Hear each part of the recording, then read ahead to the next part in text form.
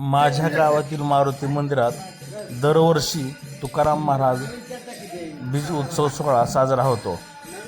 पण काही कारणास्तव जवळपास 18 वर्षांनी या सोहळ्याला उपस्थित राहण्याचा योग आला आणि मी खऱ्या अर्थाने धन्य झालो. सामान्य माणूस हातात घालून हा सोहळा साजरा करतो. कोणी फुले आणतो, कोणी गुलाल आणतो, कोणी अन्य काही आणतो.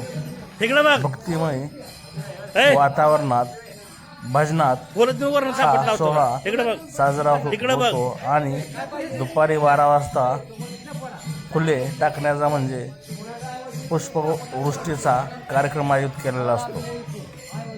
उन्हाळ्याचा तडाखा सुरू झालेला असतो. अशा वेळी भक्ती सुद्धा या उन्हाच्या तडाख्यात कमी पडत नाही. उलट भक्तीला पूर येतो. उन्हाची लाही होत असली तरी माणसं मारुती मंदिरात भक्तिभावाने जमतात आणि संत तुकाराम महाराज यांच्या बीज उत्सव सोहळ्यात पुष्पवृष्टी करतात. हा नयनरम्य सोहळा मला बघण्याचं भाग्य जवळपास 18 वर्षांनी लाभलं. बघा, पुष्पवृष्टी होत आहे, संत तुकाराम महाराज यांचा जय जयकार होत आहे आणि लोक भक्तिभावाने तल्लीन होऊन इथं तुकाराम हा दाखवायचा आहे. इथं आबालवृद्ध आहेत, महिला आहेत आणि जास्तीत जास्त संख्येने माळकरी वारकरी सामील आहेत. इथं कोणाला कार्यक्रमासाठी येण्याचं निमंत्रण देत नाही. ज्याची त्याची भक्ती पावले मारुती मंदिराकडे वळतात आणि लोक इथं हरिनामाचा गजर करतात.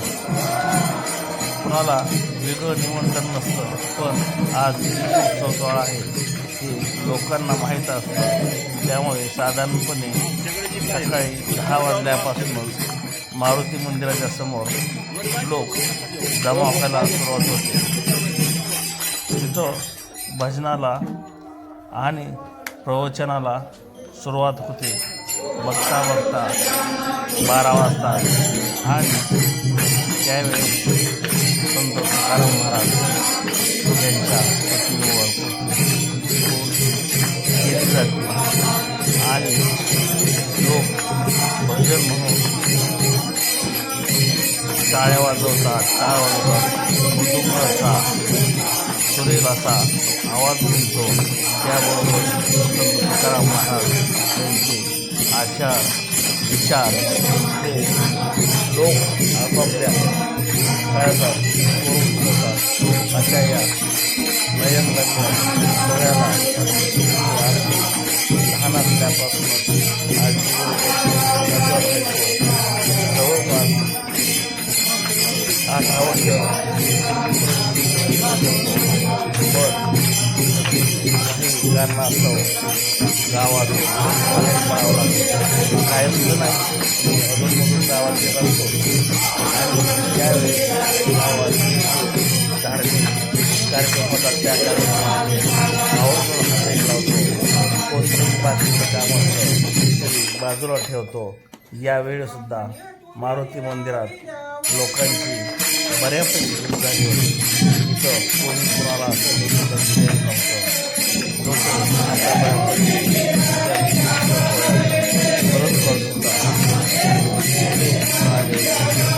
गुलाल आणला होता, अन्य काही आणलं होतं. ज्यांना काहीच आणता आलं नाही ते भक्तिभाव घेऊन इथं आले होते.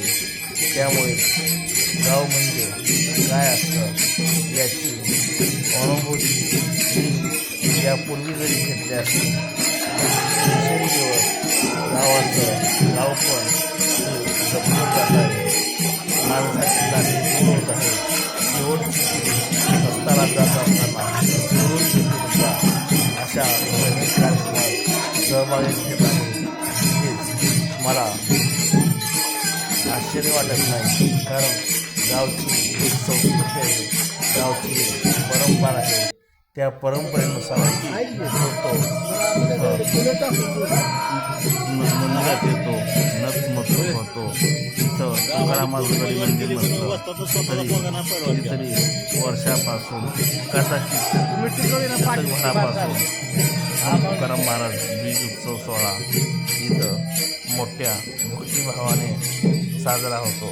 कार्यक्रम जरी छोटेखानी असला तरी लोकांची भावना मात्र फार मोठ्या असते. या भावनेचा तुम्हाला रूप दिसतंय ते म्हणजे इथं जमलेले भाविक भक्त.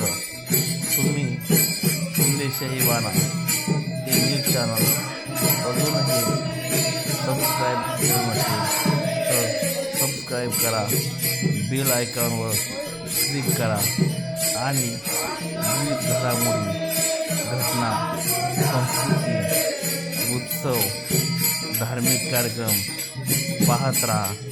कुठेही कधीही आपल्या हातातील मोबाईलवर. धन्यवाद.